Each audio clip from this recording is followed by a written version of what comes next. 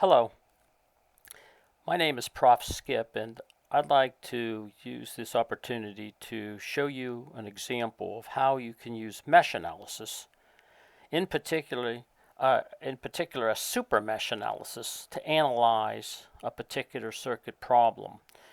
If you take a look at this problem right here, and we want to take a look at finding the value of Vx with respect to a ground reference, which we'll put right here. What you could do is you could label a loop current as I1 right here, and then you could label a second loop current like that as I2. And by inspection, I think you can clearly see that I1 is just equal to a minus 10 milliamps. And then you can continue on with writing your KVL, your Kirchhoff's voltage law equation, around that outer loop. That only puts one of those loop currents through that current source. That way, by inspection, you can label I1 as simply 10 milliamps. But there's another technique that you could use to solve a problem like this, and it's called SuperMesh. And let me show you how that works. I'll show you how to set up those equations. We'll get rid of that. And I'm going to define a loop current here as I1, and I'm going to define a loop current here as I2. Notice we have two currents flowing through the 10 milliamp current source. Now, I like to label my loop currents in a clockwise direction. That's the way that I present the material. It doesn't really make any difference, but to be consistent, I'm going to go ahead and label everything in a clockwise direction here. And if you take a look, you could write your loop equation, but when you go around loop 1, notice you have that current source to deal with. And if you go around loop 2, you also have the current source to deal with. When you see that loop currents share the same current source. I'll say that again. When you see that loop currents share a common current source, what you can do is you can label a super mesh around the entire loop. And when you do an analysis with the super mesh, the first thing you would do is recognize the fact that you have two currents flowing through the 10 milliamp, and I2 flows in the same direction as the 10 milliamp. So the first equation I'd write is if you take I2 and you subtract out I1, that's going to give you your 10 milliamps. There's your first equation at the super mesh.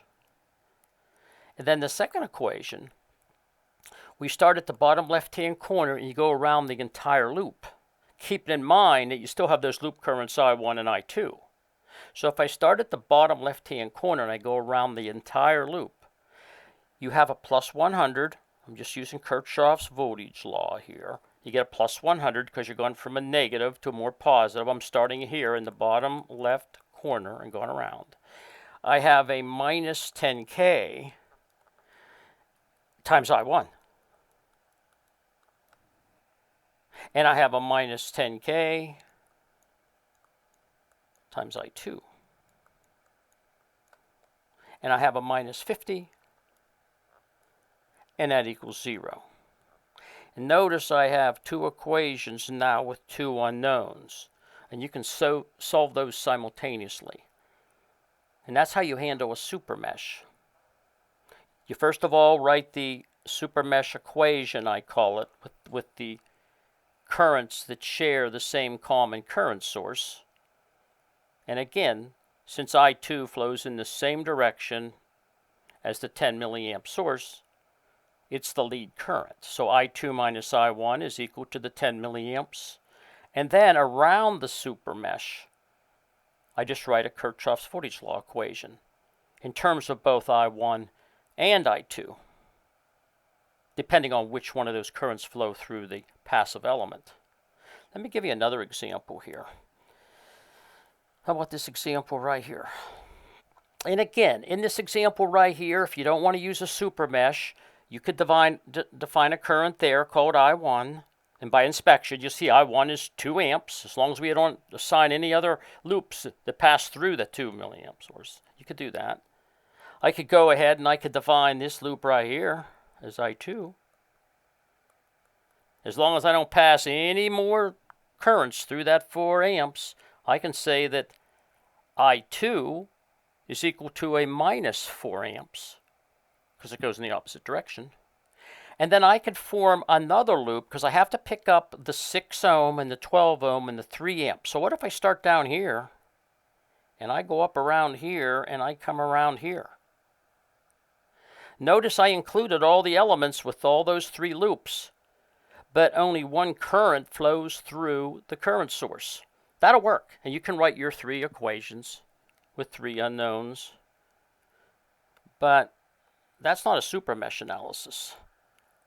Let me show you the super mesh analysis, at least setting up the equations. What I would do using a super mesh is I'd take a look and I'd notice that I could call this I1, I could call this I2, I could call this I3, and I could call this I4. And by inspection, I think you could take a look at this and you could clearly see at the super mesh, at that super mesh, I get an equation. And that equation is going to say I2. And by the super mesh, I mean the 2 loop currents that share the same current source, which is I2 and I3. So I2 minus I3 has to equal 4. So there's one of my equations. The second equation, I can see by inspection, I1 is simply equal to 2 amps. In the third equation, I can see by inspection, I can see that I4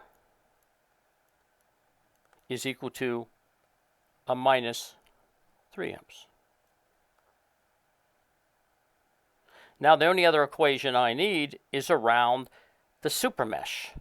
So let me do it in red so you can see where I'm going to start down here and make sure that you pick up the other elements, but do not go through any other current source. You have to be careful. That's my closed loop. So the fourth equation is simply going to be starting at the bottom, left-hand corner, and going around that. You have to be real careful with the currents now.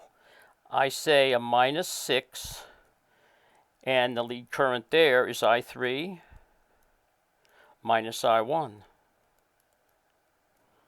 And then I see the 12 up there. I say minus 12. And the only current that goes through that is I2.